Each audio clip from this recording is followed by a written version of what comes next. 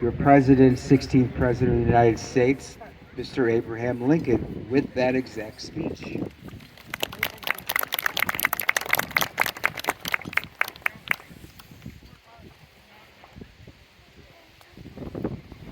Fourscore and 7 years ago, our fathers brought forth upon this continent a new nation, conceived in liberty and dedicated to the proposition that all men are created equal.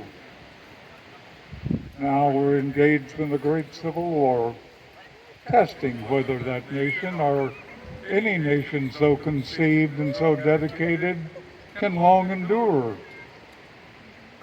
We are met on a great battlefield of that war. We have come to dedicate a portion of that field as the final resting place for those who here gave their lives that that nation might live. It is altogether fitting and proper that we should do this.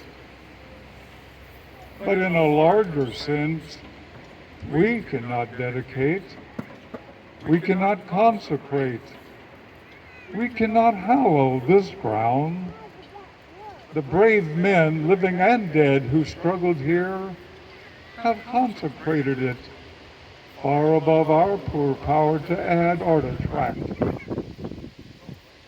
The world will little note nor long remember what we say here, but it can never forget what they did here.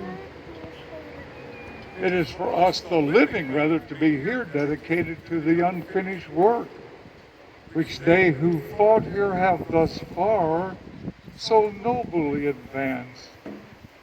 Rather, it is for us to be here dedicated to the great task remaining before us, that from these honored dead, we take increased devotion to that cause for which they here gave the last full measure of devotion, and that we here highly resolve that these dead shall not have died in vain, that this nation